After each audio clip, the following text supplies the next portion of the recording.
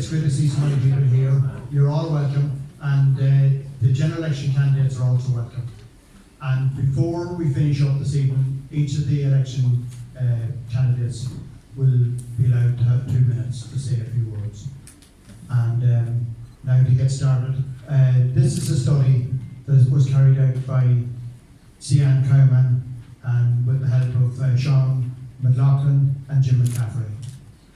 It highlights the misrepresentation of figures that was carried out by a study by Anya Duvon from UCD, which was paid for by the government, and unfortunately it wasn't a true reflection at all of what's going on in County Leitrim.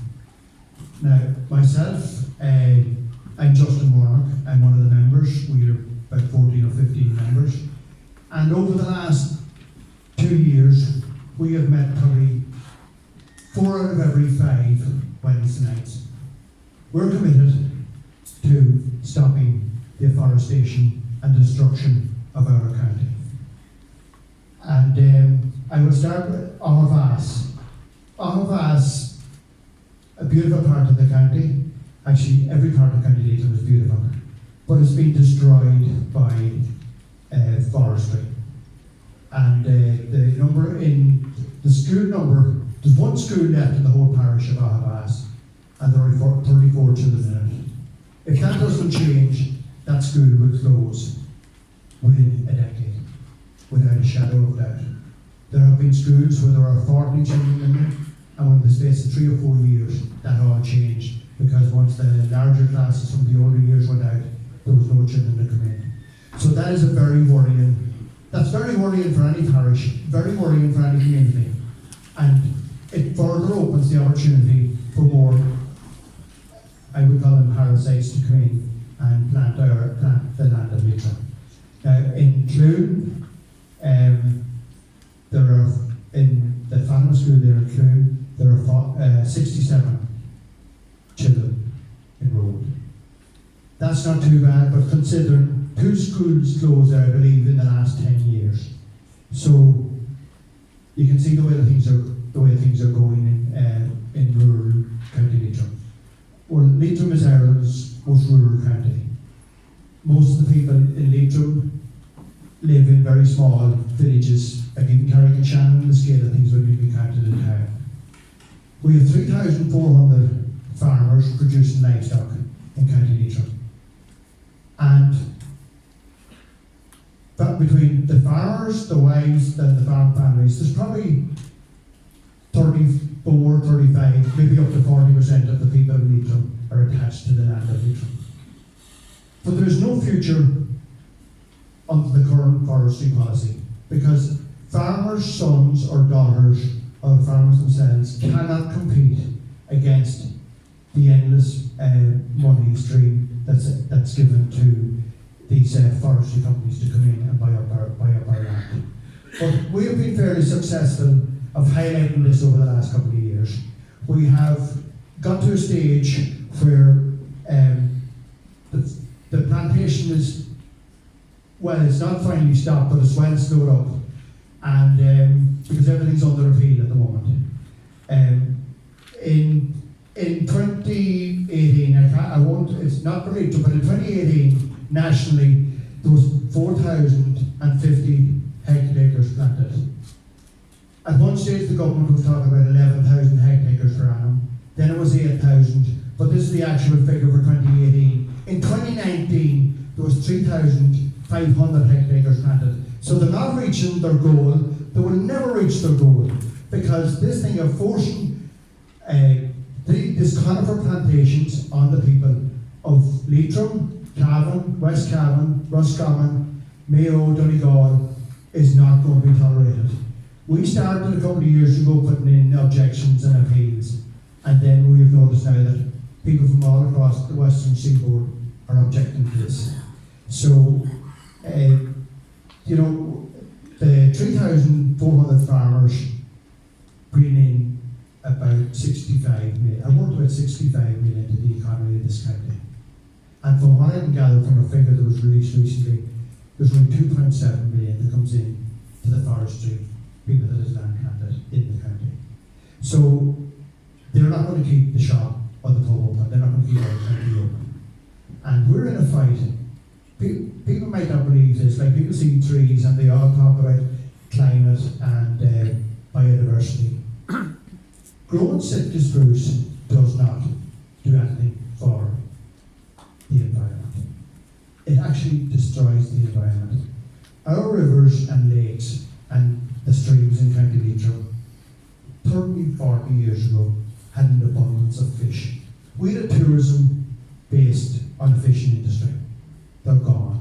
They're all gone. The water has got acidic. They can no longer live in it. And the chemicals that are used has also been added to that to destroy it. So I think I have probably said enough for starting out, and I would hand you over now to Brian Smith to say a few words. Thank you. I suppose just to set a scene for the report, we tried to feed into the terms of reference for the report from UCD.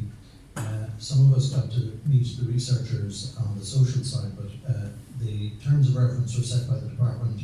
There's 5 particular elements to that. One was to examine attitudes and social impact in Leitrim of forestry. We believe that failed in that it tried to change the narrative that we were talking about and how forestry is impacting on the social and economic life of our communities. The second was the economic impact, and this looked at the jobs in the forestry sector. And again, it didn't look at the amount of jobs and economic activity that declines in the plant-hold farms, and when you multiply that out.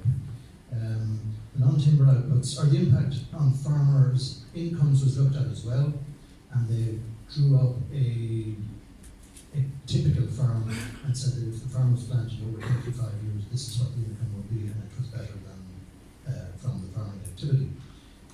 Our view is that that was insufficient because we were obliged to plant a second rotation. So that means the income should have been assessed over 70 years as opposed to 35.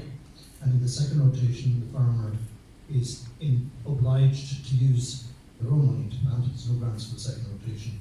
And for that reason, the income drops way below. And we see land now coming out of the first rotation. It's absolutely destroyed. There's no value in the ground, in the soil, in the environment at all.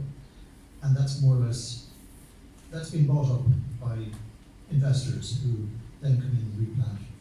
The farmer plantations, they're too small. And what we see now is I suppose, vultures taking those plots. And in the next 20 years, those plots are going to increase in number because there's more and more of that plantation from the 80s and 90s beginning to mature and be cut out. And that's going to be particularly difficult for private landowners to realise there is no grants in the second rotation. And they have to put their hand in their own pocket. For all this money they were promised, and many of those sites are now derelict, trees gone off it, and illegal requirement to replant. So that land has been soaked up for very little money, destroyed. Environmental regulations were looked at, and I suppose the McKinnon report examined that in more detail following this Leitrim report. And our experience in looking at the licence applications is that the Forest Service and the foresters, inspectors, are actually breaching forest guidelines.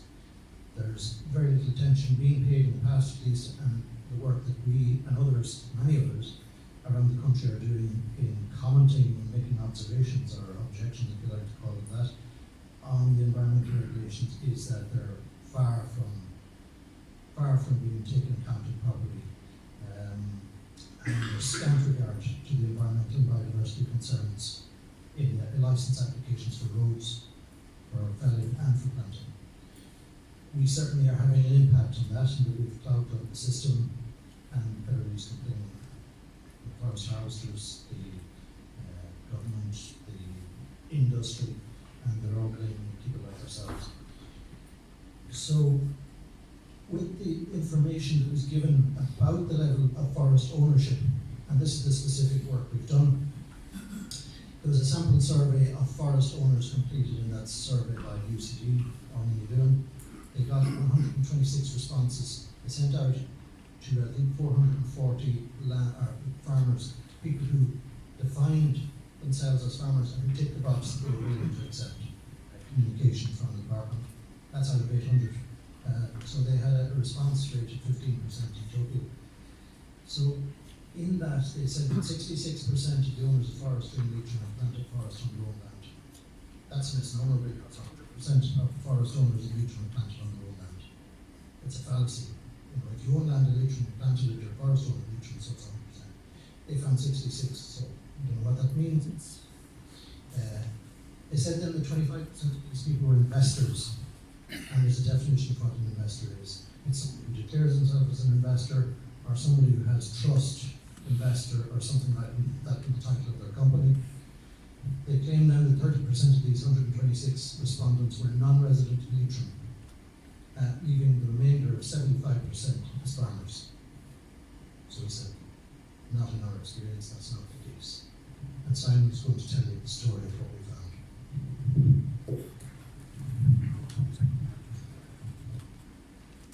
Sometimes, excuse me now for one more minute. Sometimes we wonder how we're funded, but I will tell you exactly how we're funded. Last year we were lucky enough that we got allowed to do a church gate collection throughout the county, and then a couple of months ago, or just before Christmas, there we had a raffle for a heifer. So that is the only way we have making money. We have a church gate collection coming up again, starting this weekend, the 1st and 2nd, and then the 8th and 9th. But unfortunately, church gate collections it's hard to get a time, and on the 8th and 9th we have 35 church gates to do the whole weekend. So I'm going to send this photo right here, and anybody that could give a hand would be greatly appreciated. As I said, we're a very small number, but we do need the help. We have a lot of ground to cover, because it'll probably end up in court, but we'll talk about that after. Right, thank you.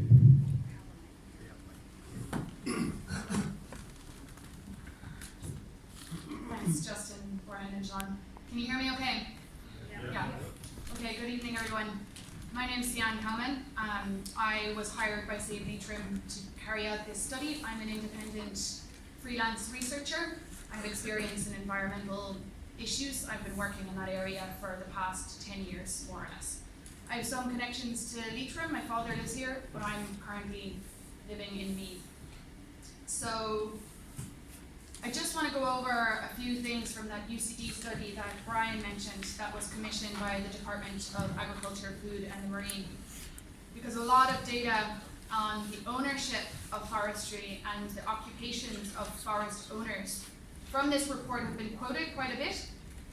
So I just want to look at a little bit about how they gathered the data and building on some of the things that Brian said.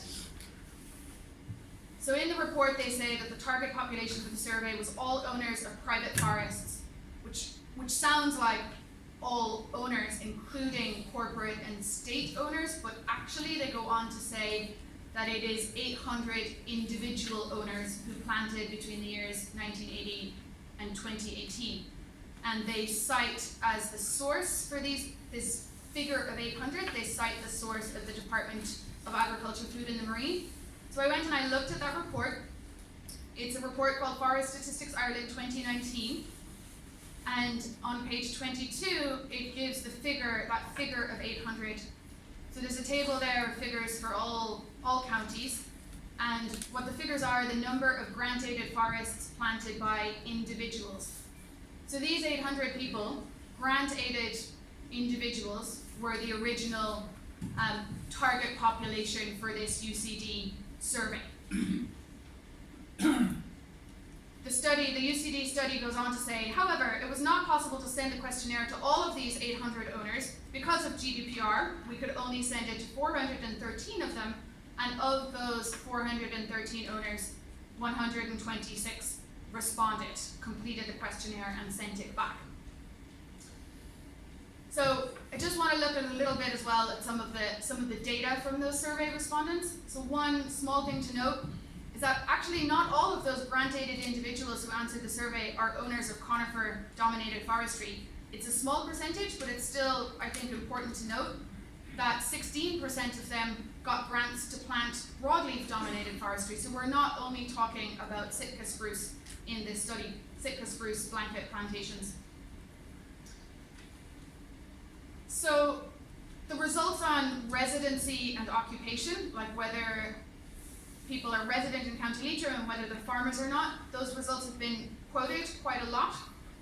And the UCD report states that 70% of the respondents were resident in County Leitrim, and that 70% of the respondents classed themselves as full-time or part-time farmers before planting. That figure changes after planting, and that's something you don't see in the representations of this data. So in the next slide, I'm going to talk a little bit about a more accurate representation of the data. So the data from the report has been quoted in the media and elsewhere as forestry owners, as if it were all owners. While the study did survey forestry companies, it focused on the economic activity of those companies. It didn't cover any forestry ownership data by companies. And when the report data is represented as forestry owners, it actually means individual grant-aided owners. It's not including other types of forestry owners. So that's really important to note. And as well as that, it was only 126 individual owners that were surveyed.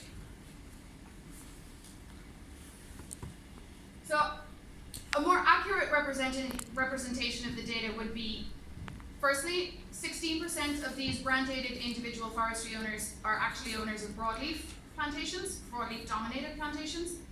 70% of these 126 grant-aided individual forestry owners that answered the UCD study are resident in Leitrim, and 70% of those 126 individuals were full-time or part-time farmers before they planted forestry. So that isn't really the same as saying 70% of forestry owners in Leitrim are resident in Leitrim and farmers in Leitrim. Okay, so that was just a quick overview of the data on ownership that was in the UCD report that Save Leitrim specifically wanted to commission their own research to show that this data it's a misrepresentation. So I'm going to go into a little bit of detail now on the Save Leitrim study, which I carried out together with Sean McLoughlin from Avavas and Jim McCaffrey from Clune. So the study covered both of those parishes. There's 33 townlands in Avavas, 30 townlands in Clune.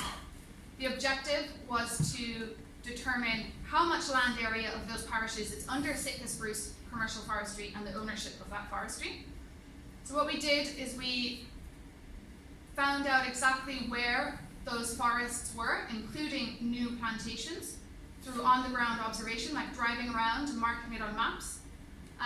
Local knowledge of people knowing, remembering, oh yeah, this area has been recently planted, and then comparing that to satellite imagery, and then using that information to look up land ownership documents on Land Direct, which is an online service from the Property Registration Authority. So it's publicly available information, but it does have a fee of €5 per folio. And we've been doing this work over the past 4 months. So for anybody who might not know, Clune and Avavas are there in the south of Leitrim, and they're we'll see another slide later that shows how afforested Leitrim is, but they're representative of some of the most heavily afforested areas of County Leitrim, heavily privately afforested. So our study determined there were 709 hectares of Avavas under Sitka spruce commercial forestry. The total hectares of Avavas are just under 4,900. So therefore, nearly 15% of Avavas is under Sitka spruce blanket plantations. So we calculated that figure of 710 nearly by adding up the acreage, the hectareage of all of the folios that we downloaded. So we have all of the ownership data for all of those hectares. And I'm confident that that figure of 15%, it is representative. The figures from the Department of Agriculture, Food and the Marine is that 19% of Leitrim is afforested and 61% of that is Sitka spruce. So that compares favorably to this figure of 15%. We might have missed a couple of patches, but it's very, very close. Then Clune is quite similar. There's 772 hectares of Clune under Sitka spruce, and with a calculation of the width of 5,257 total hectares of Clune, nearly 15% of Clune is under Sitka spruce commercial forestry, nearly exactly the same as Auchavas. So once we had the data on all of the afforested areas and all of the folios downloaded, all of the ownership, we divided that ownership into 4 different categories. Foreign companies, they're often investment companies. Irish companies, often investment companies. Some of them are state companies like Quilta. And then individuals that are non-resident in the parish and individuals that are resident in the parish.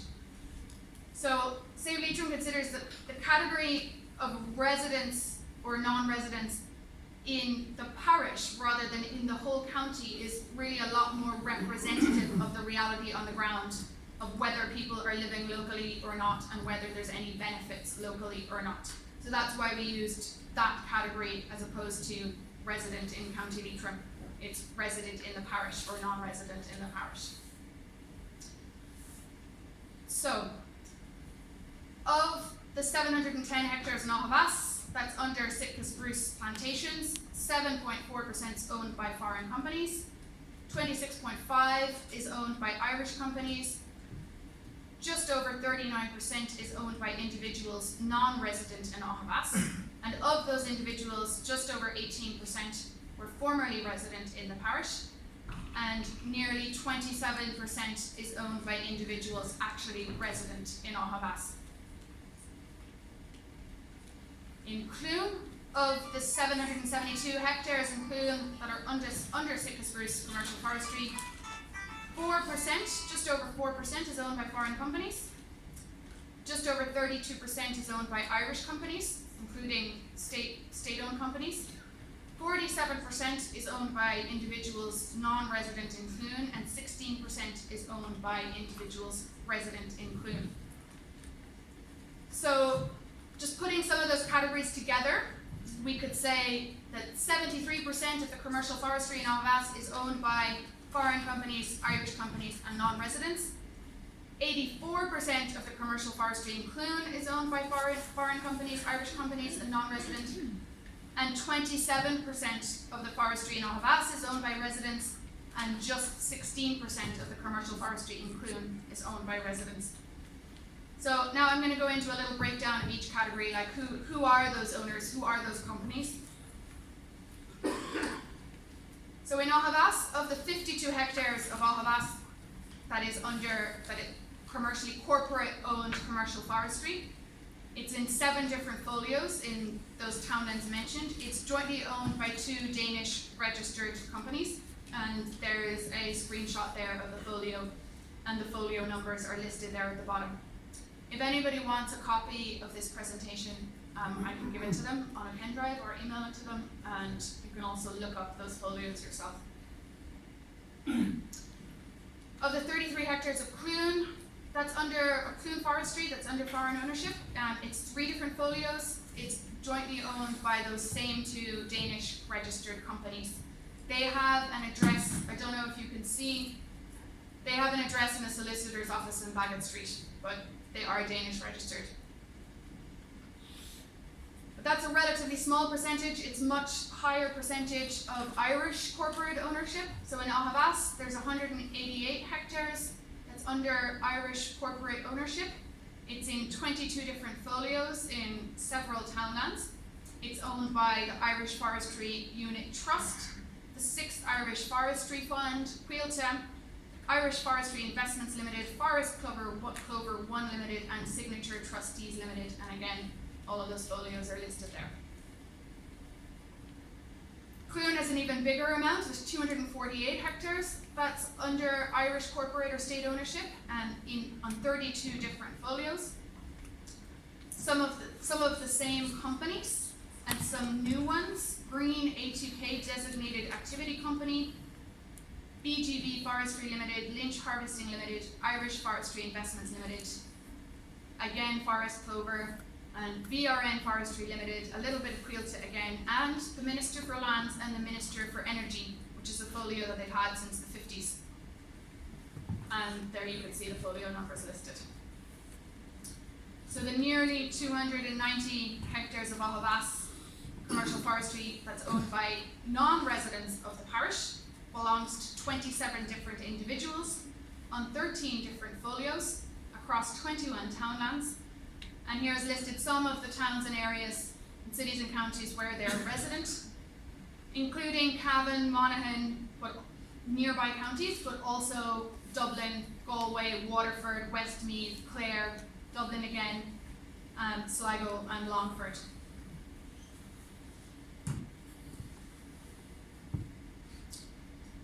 .365 hectares of Clune commercial forestry is owned by non-residents, and it's a high percentage, it's 47%. Belongs to 34 different individuals and 43 folios across 14 townlands. And again, listed as some of the areas where they're resident, Cavan and Monaghan again, but also Dublin, Galway, Wexford, Meath and County Longford. And all of the folio numbers listed. So 190 hectares of Ahavass commercial forestry is owned by residents and belongs to 15 individuals, 20 different folios across 16 townlands. And it's an even smaller number in Clune. Only 6 individuals own commercial forestry. Only 6 resident individuals own commercial forestry in Clune, covering 124 hectares. So just to summarise some of that data, in Ahavass and Clune parishes, 27% and 16% respectively of Sitka spruce commercial forestry is owned by residents of the parish. 34% of Ahavass and 36% of Clune Sitka spruce commercial forestry is owned by companies, both Irish and foreign. And the remainder of Sitka spruce plantations is owned by people who are not residents of the parish. That's 39% in Ahavass and 48% in Clune.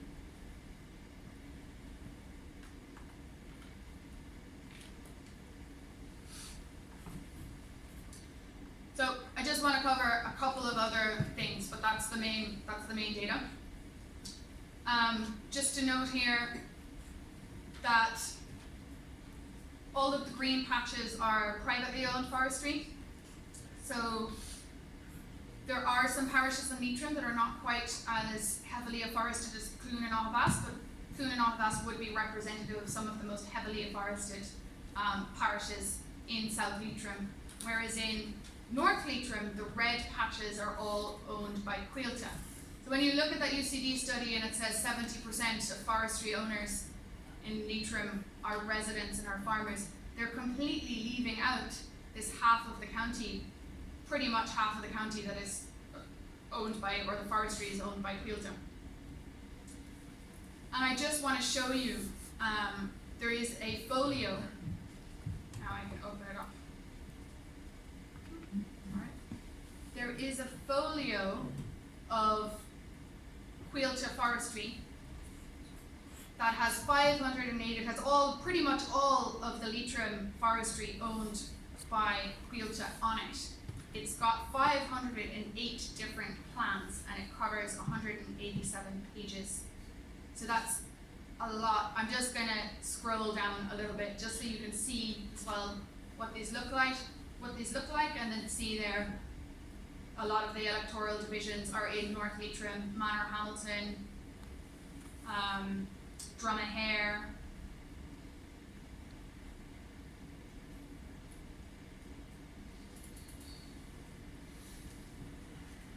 so it's quite Kilty Clogher. So Cuilta owns quite a lot in North Leitrim. And then some of the areas of Clune and Ahavass that we identified that are owned by Cuilta are also on this same folio. Okay. Just to talk a small bit about, whoops, go back one. So just, there's a handout at the back of the room as well of how to, if anybody wants to look up the forestry that's near them, to find out who owns it. of how to do so. It has step-by-step instructions, and basically once you find the patch that you want on the Land Direct map and you click on it, the folio number there comes up and you can add it, you can purchase it for €5. It gives you some basic information like when that patch of land was bought and sold and who sold it. It does list some of the previous owners as well, so sometimes you can see somebody who sold land on to a company. But it doesn't give you very much detail about the companies themselves. It just tells you their address, which in the case of a lot of these investment companies is, that now, it tends to be like business parks and solicitors' offices. So you can get a little bit more data on these companies through the CRO, the Companies Registration Office website. There's a part of the website called Companies Search, and if you download their annual return, it costs just $2.50, and it will give you a list of the directors of the company, and that can be interesting. This particular, I didn't put it up, even though it's publicly available data. I didn't want to put up their names and addresses. Maybe I should have, but this particular company only has 2 directors, so that's also a little bit odd, because normally a company would have a bigger board of directors. So that's it, and I'm going to hand over to everybody else from Save Leitrim.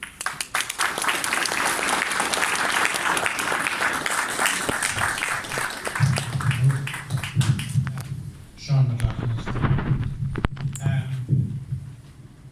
This has been an information evening to let the people and the candidates know what has been happening in our county over the years. Sitka spruce plantations started here maybe in the late 50s, and they are continuing fairly rapidly since then until we have ended up at nearly 20%. We had to bring this study forward and just confine it to the 2 parishes because the election was called. And it is to let the people know and let the candidates know what has happened. And when I looked up something the other day, I discovered that Leitrim is the only county in the 26 that has never had a minister. And by God, it's showing. So how are we going to turn this ship around to make our county a better place? In my parish today, the last shop closed down. We've lost 4 schools, 2 post offices, and a chapel. And it was a fairly big, good parish until this scourge and underinvestment in the west of Ireland has nearly closed it down. And it's not the only one. There are many, many more like it in Leitrim. So we were delighted. It was motivated by, in the words of Kellyanne Conway, who happens to be Donald Trump's mouthpiece, alternative facts that came out from that study that were the ladies that were sent down from UCD. As it has been mentioned here, all forest owners in Leitrim are Leitrim landowners, but they are not Leitrim residents. The only people that are good for Leitrim or for Avas or Clune are the people who have forests in the parish or the county, and the premium and the clearfell, if they sell trees, the money remains there. Everything else of the other investors and foreign companies and people from the city of Dublin, as we found out, that money is gone out of Leitrim, and that money is everything is gone. They take the premium and they take the money for the trees. And as well as that, the employment in Leitrim from forestry is nearly zilch. About 11 people are employed 11 people in one sawmill and 2 in another, and that's the extent of it.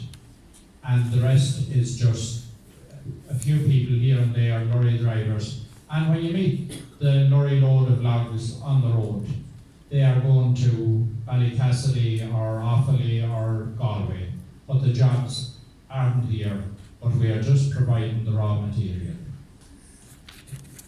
That is a fairly comprehensive report, and I'm sure the people in this room didn't realise how bad it was until we looked at these figures. And we were so lucky to find Sian to do the study for us, and I would say give Bulabus to Sian Cowman.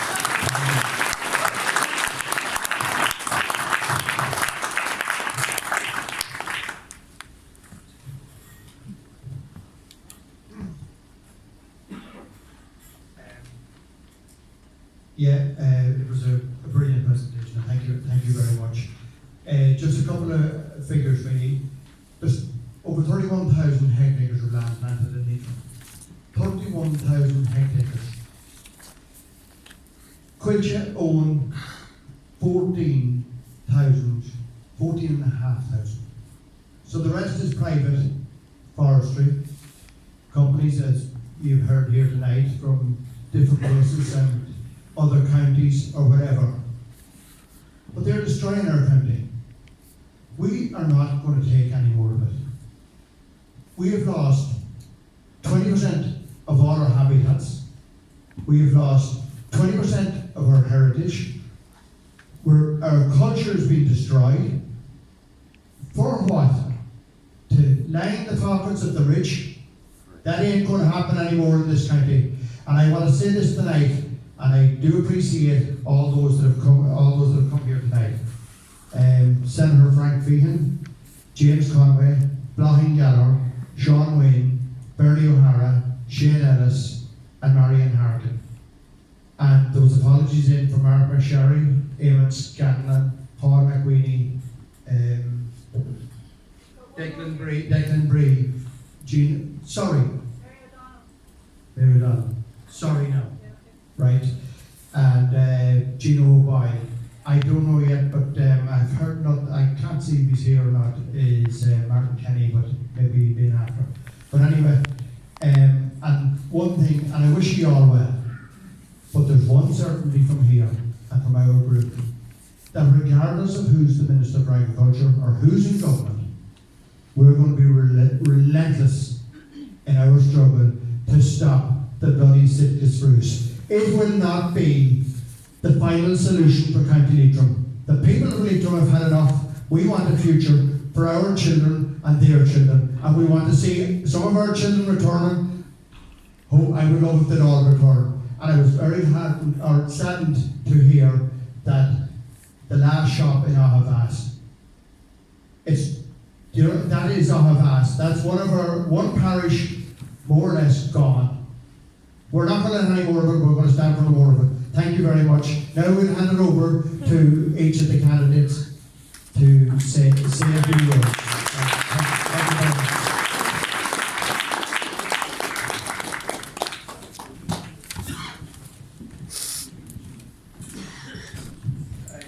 No, but just go right. Thank you. We'll start at the south of Marion, how we doing? It's fantastic, very passion there, and as for the researcher. For the researcher, I'm in the exact same position. You have a monster with several heads. The buzzwords here, I can apply to the exact same thing on 5G. We have a bigger fight on our hands, and the TV is not going to answer it. Quilcha, yes. Same 5G masks. Foreign investment companies signal, yes. Dodgy studies from industries and universities, yes. Exaggerated economic claims for benefit, yes. Exaggerated claims for the environment, disregard for biodiversity. This is all coming in again under 5G, except this time they're going to say, oh, we're going to solve your problems for employment this time. And you also have the element of health coming in on top of that. So I'm Mary O'Donnell. You can look up my YouTube channel, Smart EMF, SMART EMF is my Facebook page, and there will be a website very soon, because 5G is a big issue. I'm the researcher this time. I've got a science and a professional research background, PhD, paid at Queen's University Belfast to do a PhD, and I'm in contact with the top scientists. We've got something very big coming. We're in the exact same boat. I also noticed that there are 200 wind communities fighting. There's over 100 massed communities fighting. There's another 120 then coming on board. There's another 70 wind communities coming on board. And this is all part of the same monster. I wonder, should we be fighting individually or looking at the policies, who's making them, why they're making them? Challenge the Constitution, it's not worth the paper it's written on unless we get it back, okay? Challenge the laws. What has happened to allow this? There's a common denominator here, and there's companies broken. As the wind community said, divide and conquer is their approach. You can put all your money into this next battle, and another community is going to have to do it. They're going to have to do it for wind, they're going to have to do it for 5G. And on that note, there's going to be a label on phones soon to tell you, do not use them beside your head. The industry is fighting that. That's deadly dangerous. Your Wi-Fi router is as dangerous as the mast they're putting up. In the past, the mast was on a non-community here and there. They're in every community, every doorstep now. Watch what's coming. Go to my page, Mary O'Donnell, Smart EMF, YouTube channel. I will have it all up there. Thank you.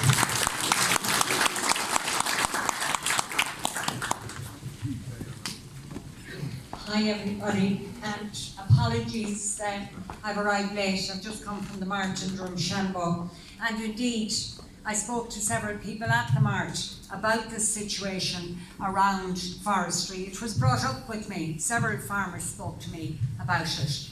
And apologies, I'm just running in at the last minute. I had a quick scan here at this study. The reason I was so anxious to come here tonight was because we hear time and time again about the benefit of forestry to County Leitrim, and how most of the owners of the forestry are from County Leitrim, are living in County Leitrim. But it's quite clear from just the little bit I heard that that's not the case. And I knew that if you were launching this report tonight, there had to be a good reason for it. And of course, that's the reason for it. And it's hugely important to get that out there into the public arena, because most people don't know this. Most people don't understand.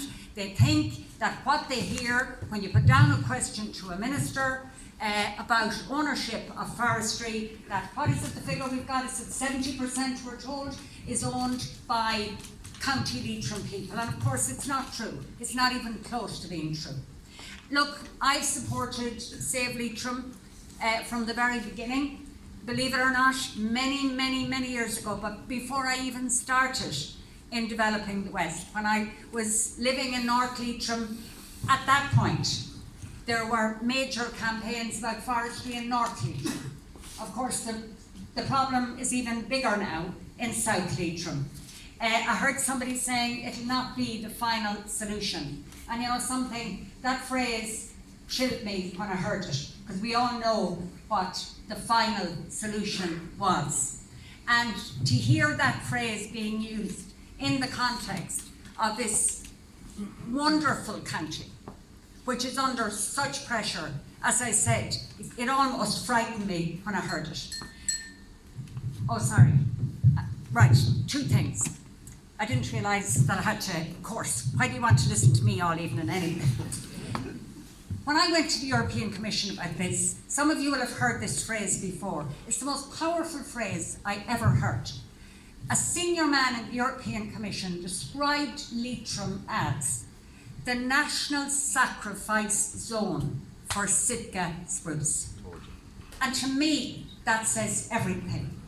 You are the sacrifice to grow the Sitka. We need planning permission for certainly anything above 5 hectares. We are flouting European legislation. Not everyone here might be a fan, but we're flouting it. We have environmental legislation which says that you have to look at the cumulative effect. So if it's 30 hectares and somebody is planting 25 here and 27 there and 28 somewhere else and no planning, that is actually against the legislation. I've written to the minister several times about it, and that needs to be changed. And finally, and I will finish with this, the state aid, that finishes at the end of 2020.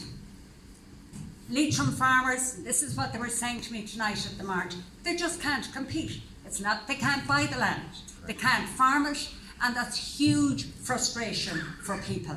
So from day one, before Save Leitrim was ever founded, as I said, in North Leitrim, it was a big issue 25, 30 years ago. It's a huge issue all over Leitrim now. I fully support you. And all I can tell you, and most of you know this, if I'm elected, it is something that I will work on and make sure that, as this man said, it's not the final solution. Thank you.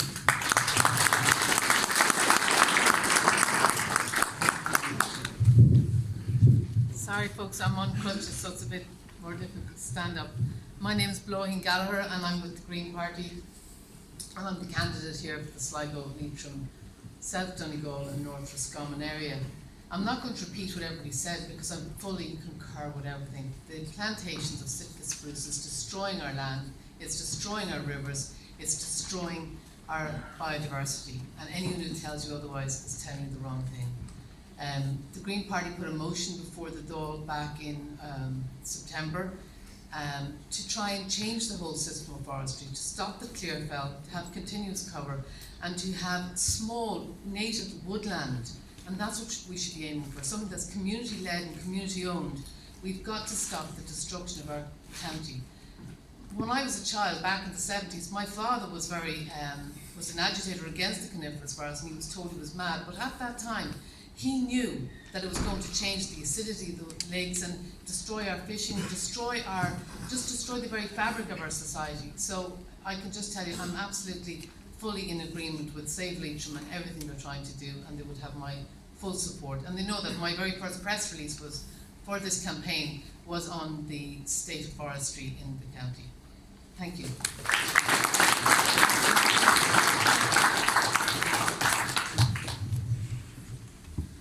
Hello, for you that know me and don't, I'm Shane Ellis. I'm the Fianna Fáil candidate for the area. I've been involved with Save Leitrim from the first day, from the first meeting that was called, and I'm very passionate about the way that this forestry has taken over our part of the country. Some of that land that is adhered to and talked about there in the slideshow is from where I live. It's from where I farm. I farm in Clune. Everyone, there's a lot of people here in the audience knows that I farm in Clune. Some of that land that we're talking about there is in Drummore. Maureen will know there, it's all after being clear felt there, now 80 acres. It looks like what was described a few days ago in a IFA meeting down in Sligo as genocide. And that's what it looks like at the moment down for us. I have land beside the forestry, and where there was once a river with trout in it, is not only a green slick on it now, and an oily slick. The trout are dead, the fish are dead, everything is gone. I put this to the EPA through a Dáil question to see what amount of pollution across all our water bodies was caused by forestry. And they came back and told me that 16% of all water bodies throughout Ireland that were polluted was because of forestry. And that's not just in County Leitrim, what we're talking about, 16% across Ireland. So you have to remember there are large swaths of Ireland which have no forestry compared to what we have. So I think if the EPA went and measured the water systems around our area, there would be an awful lot worse. I see a few people there from the Rain area of Mohill, and what I can say is Lough Rain is one of the most heavily polluted lakes in County Leitrim, and it's all accredited to forestry. That's what we're being told, and that is fact. I see the problems that we have with young farmers in my area trying to buy farms land. There was a farm recently up beside us about 2 months ago, went up for sale. It was only up for sale for about 6 weeks. A local farmer went to buy it. He went into the bank.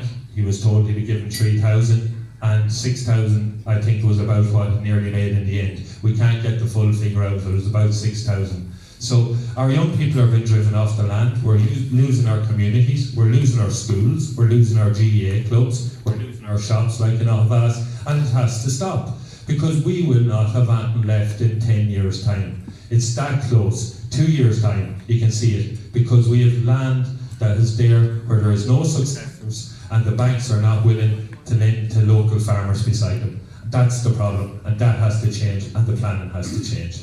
Thank you.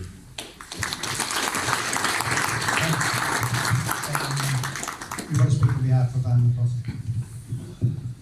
Hello, my name is Kieran Tracy. I'm the Rooney of the local branch of L2 here in County Leitrim. Anne McCluskey, our candidate, unfortunately can't be here tonight, extends her apologies. It's very easy to talk about how a particular individual, a particular school is being impacted on, a local area is being impacted on, but behind all of this is actually the lack of proper balanced regional development. If we had proper balanced regional development in the Northwest, we would have a strategic plan which would actually use this asset that we have here in Leitrim for afforestation and for a timber industry. What we have is a plantation policy.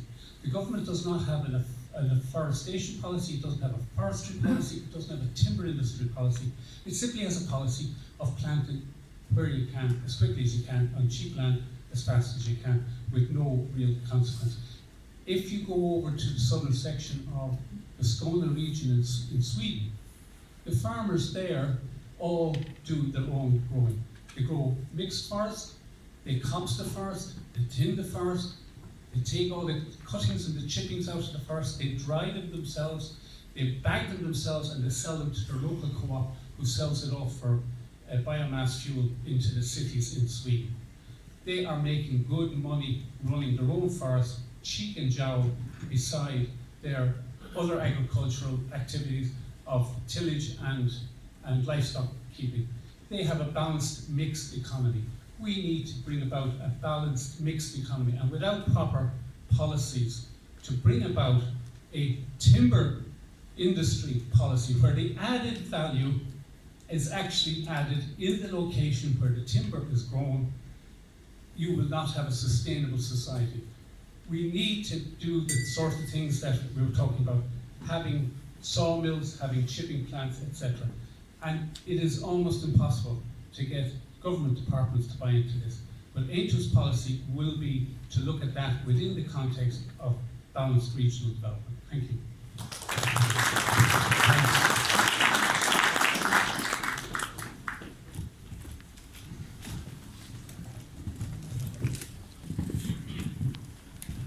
My name is James Conway, independent candidate from Ballincarroll. The first thing I'm going to appeal for is leniency on the time, because I have been compiling a report for 2.5 years on this, and I have gotten down to the causation of it. Marion is completely correct in what she said, that Leitrim is viewed as a sacrificial area. So is Sligo, South Donegal and West Cavan. And the reasoning for it is quite simple. We have taken in corporate companies, Facebook, Intel, companies like this, and they are going to be building data centres in Ireland. These data centres are the biggest users of electricity that have ever been done. There's one being built at the moment by Amazon, and when it is completed, it will use 5% of the current electricity in Ireland. This has to be differentiated with carbon areas. Why Leitrim? Why Sligo, West Cavan, Donegal? It's quite simple. It's where the cheapest land and the land that has the least economic viability in the country is, in their eyes. I love the West of Ireland, but if you're a bureaucrat, you don't. You look at the bottom line, the margin. Now, they have identified this as an area for planting for the simple reason that they will not be allowed to build these data centres without planting so many trees because of the carbon tax that is coming in. You all need to wake up. It's all right, we've identified the problem. Leitrim is being planted. What's behind it? You drilled into private figures, people who have private ownership. My 2.5 years, if you look a little bit closer into that, you will see that they're former civil servants in the Department of Agriculture and Forestry. The ones you're on about, the ones who are outside of this country, if you look a little bit closer into that, the solicitors' offices, the active solicitors for technology companies. They are using this as an investment. They can borrow money at between 1% and 2%. If you're a farmer like myself, it's between 5% and 6%. There's a reason for that. It's lack of competition. Farmers are competing with the land because you can't get the money.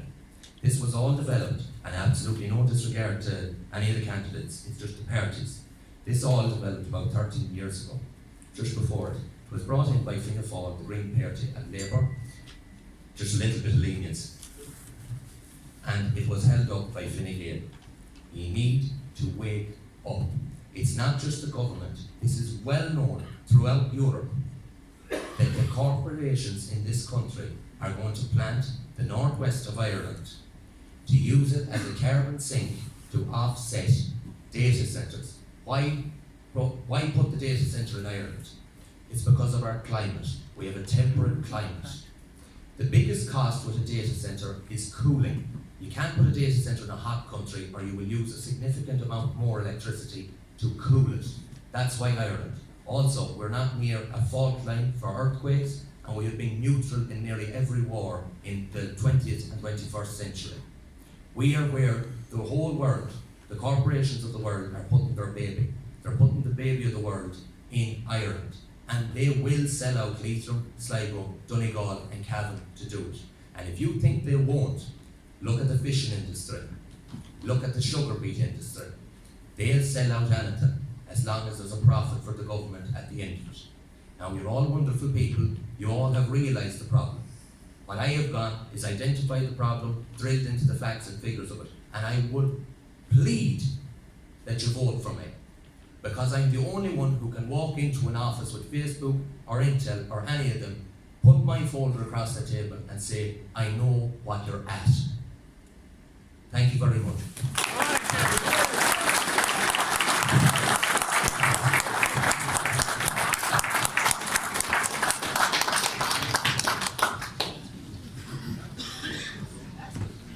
Thanks very much.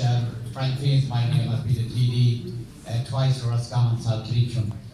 I thought I was retired from politics a few years ago, and I'm back again seeking election.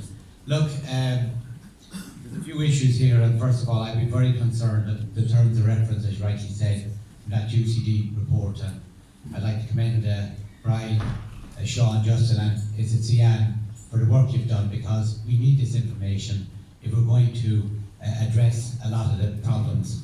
The one thing, there's two issues, and you're dead right. This 1% that farmers, the 6% of farmers are borrowing to buy land is clearly not playing field. No, it's designed that way, Frank. With the major corporations, and it's something I'm not sure what we can do about it, but it's very Take on the unfair. banks. Secondly, I think what we want is other counties around this country to kind of step up to the plate and try to come up in forestry, because Leitrim seems to be the dumping ground for this forestry, and it's an issue that needs to be addressed. You rightly said about the stakeholders.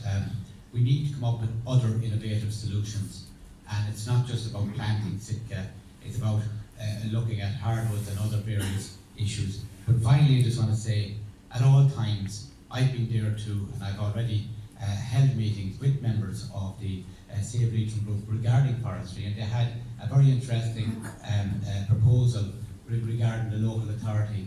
I did seek a meeting with the Minister, Andrew Doyle, and Save Leitrim. Unfortunately, the general election was called, but all I want to say is that whoever is in government, I want to be a voice for you, or a conduit, that your voice will be heard, and try to ensure that this data, this very, very much needed information will be brought to the forefront in whatever government is there at the next government. Thank you very much for listening to me, and delighted to be invited. Thank you.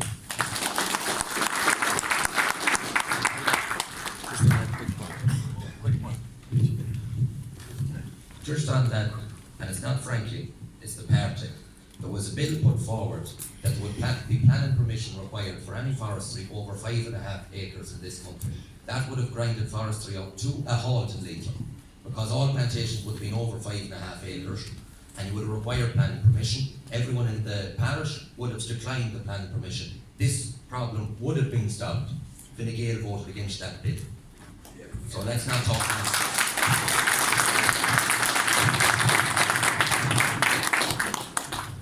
Sean Wynne, an independent running in this election, more or less about forestry.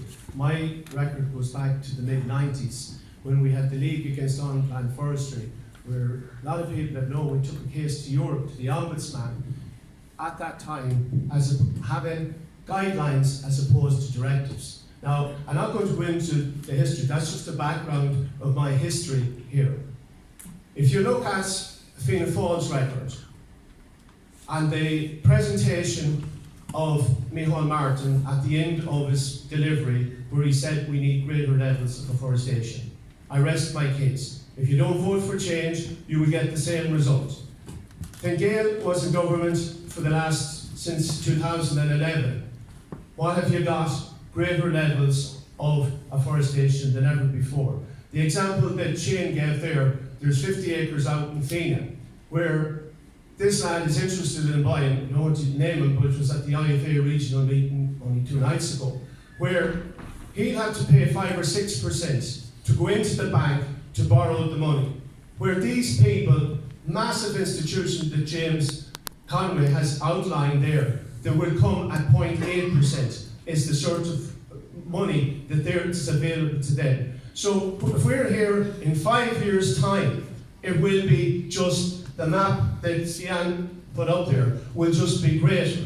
They give you a few figures. There's 3,500 in the suckler herds drawn premiums in Leitrim. I ask you here, how many will be here in 5 years' time? That's the problem. The plan is to wipe out the suckler herd. You know all yourself, I'm not going into that, but the alternatives, there's no good in me telling you all the problems. Everybody in this room knows the problems. If we had a land use policy, then if we had the land use policy, what's wrong with the microphone here? But for Leitrim County Council, for example, I was appointed to the Spatial Strategy Committee, and I was asked to resign last week because I'm a candidate. Anybody that asks any questions, I can't get any space on the Leitrim Observer. They wanted to printed a picture of me 29 years ago. So anyone that asks questions, I'd say to you, if you vote and you go out and vote for the conventional parties, you will get the same results, I guarantee it. So if you want change, you have to vote for change, because it's not going to come easy. When we had the fracking issue, all the groups came. It's shocking to see the same faces here, unfortunately, for a long time, no more than myself. The problem is, if we need the business people, I mean, after the farmers, the 3,500 in the suckler herd disappears. The forestation, there's a lot of business, as Sean McLoughlin said there about the shop beside the football field in Havas closing. Now, it's coming down the line, and if we don't wait up, well, we've been calling for years. Every politician with the best will in the world comes in and gives a commitment, and I'm not saying individually they're not trying, but the party system has absolutely failed, and if you go out and vote for them again, you'll get the same results. So thank you very much, and consider me for your number one on the Saturday the 8th of February. Thank you.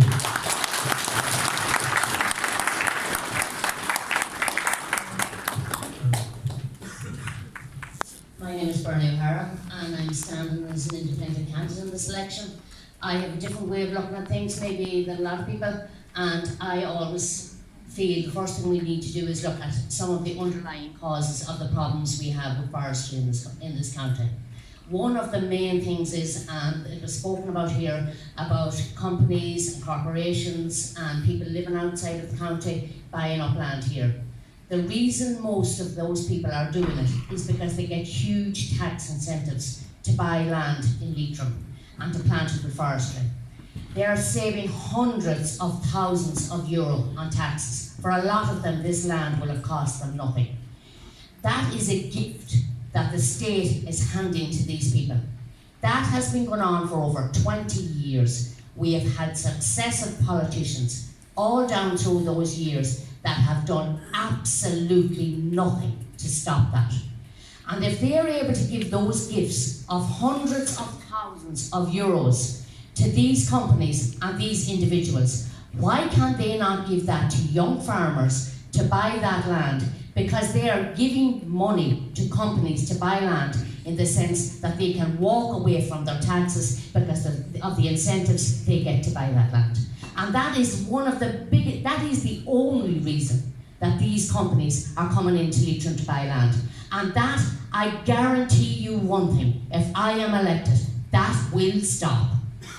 And the second thing is, and we need to look at it is, and like them or hate them, or love them or laugh at them, the Healy Rays have brought more money into Carrick There is far better scenery in Leitrim, in Sligo, Donegal, all over that area. We have far, far more. I know from dealing with companies in Canada, in Australia, all over the world, that so many of those people would far rather come to the west of Ireland. But they will tell you there is very, very little in the way of accommodation, of anything else in Leitrim, because there's no money put into Leitrim. And if the money was spent in Leitrim to attract tourists, it would be repaid 100-fold in a very, very short period of time. So it's like some kind of conspiracy that they won't invest the money in tourism, and they're giving millions to big companies to buy up the land from young farmers, and farmers can't buy it. It's just unbelievable. I guarantee you one thing, that if I am elected, there will be big changes in County Leitrim, because I guarantee you one thing, I will not sit back and let them push me around or push the people in Leitrim around either.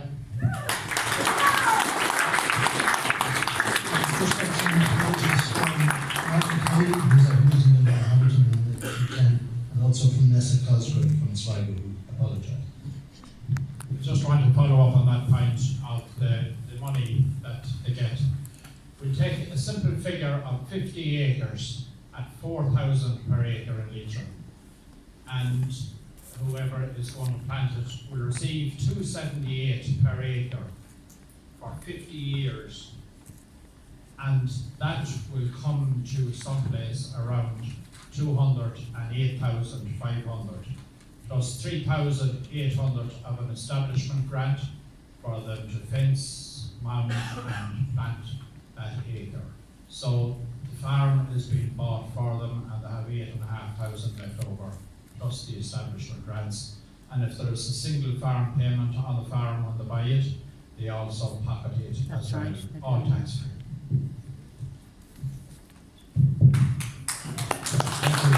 We're about to finish up.